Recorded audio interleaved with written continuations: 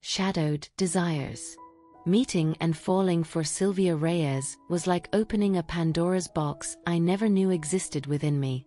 But let's be clear from the beginning, I am not some naive, wide-eyed innocent, nor have I ever been the quiet type to shy away from the unknown. Sylvia was the kind of woman who could lure anyone into her complex web of mysteries, and for a while, I was more than eager to be caught in her snare. Sylvia was 30 when we first met, and I was a fresh 22, still figuring out my place in the LGBTQ+ world. Raised by strict Catholic parents in a small, conservative town, I'd barely begun to understand who I was, let alone embrace it. I wasn't like Sylvia, who seemed so comfortable in her skin, so unapologetically herself. For her, queerness was not just an identity but a weapon, sharp and polished. She knew how to wield it, and I found myself drawn to that power, even as I struggled to come to terms with my own desires. On one hand, I had my family's heavy religious expectations pressed against my conscience, while on the other, my yearning for Sylvia grew like an unstoppable force. Every moment with her felt like stepping into a world I'd only glimpsed from afar. The physical need for her overwhelmed me, while her emotional distance left me chasing after her approval. It was intoxicating, being pulled into Sylvia's orbit, and I was too enthralled to see the dark clouds gathering on the horizon. We met at a gallery opening, her standing in a corner, half-shadowed by an abstract painting, the only one not absorbed by the art. She noticed me noticing her, and within seconds, I was at her side. She was magnetic. Her sharp features were softened only by her midnight black hair, cut bluntly at her jawline. She wore a black leather jacket over a faded Nirvana tee, her dark jeans ripped just right at the knees. When she spoke, her voice was low, deliberate, and every word felt like a secret she was sharing only with me. I was captivated.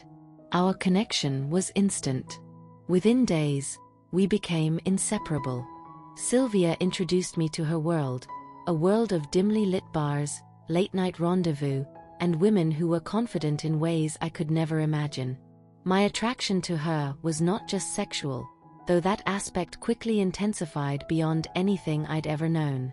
Sylvia had a way of breaking down the boundaries I'd set up around my own body, around my own heart.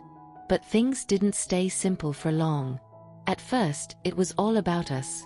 Nights spent wrapped in each other's arms, bodies moving together as if we'd always known one another.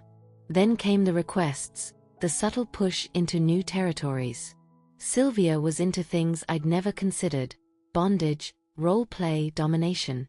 She eased me into it slowly, and I agreed, wanting to please her, wanting to be the person she could never turn away from. The first few times were thrilling, exhilarating even, but soon enough, the boundaries blurred, and Sylvia's control over me expanded. What started as playful exploration turned into something darker. She began inviting others into our bed. At first, it was just one of her friends, a tall, statuesque woman named Jasmine, who seemed to know Sylvia intimately.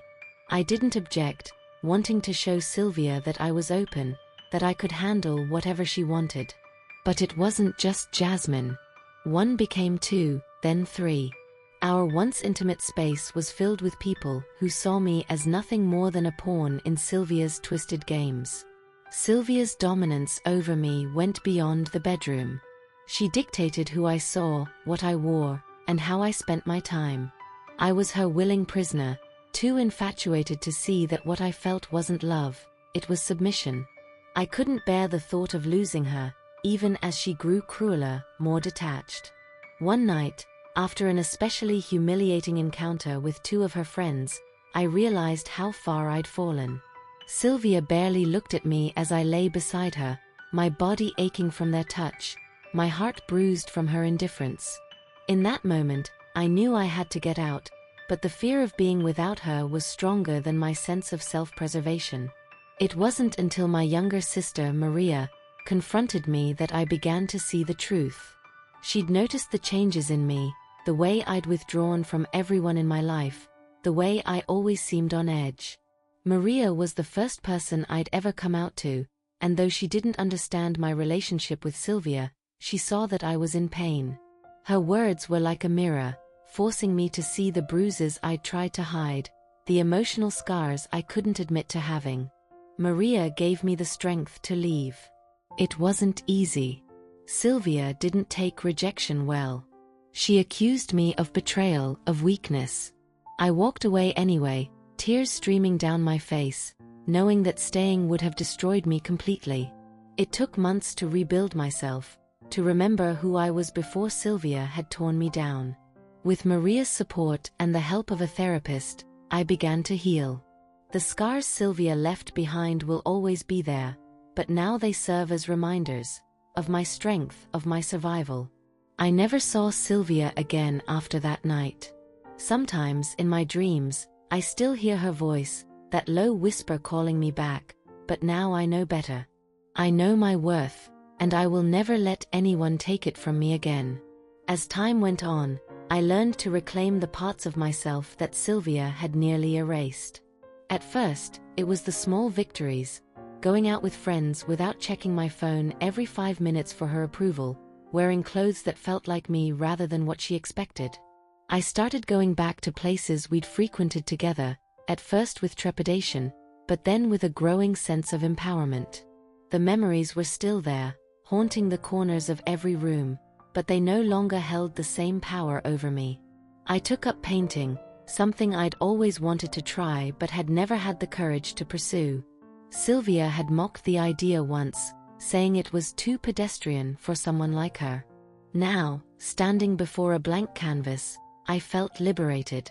The brush strokes were my own, the colors were vibrant, chaotic, raw, like my emotions, still jagged and untamed. Every splash of paint on the canvas was a release, a cathartic shedding of the layers Sylvia had forced on me. I reconnected with old friends, people I'd distanced myself from when Sylvia had demanded all of my attention. They welcomed me back, some with caution, others with open arms. It wasn't easy at first.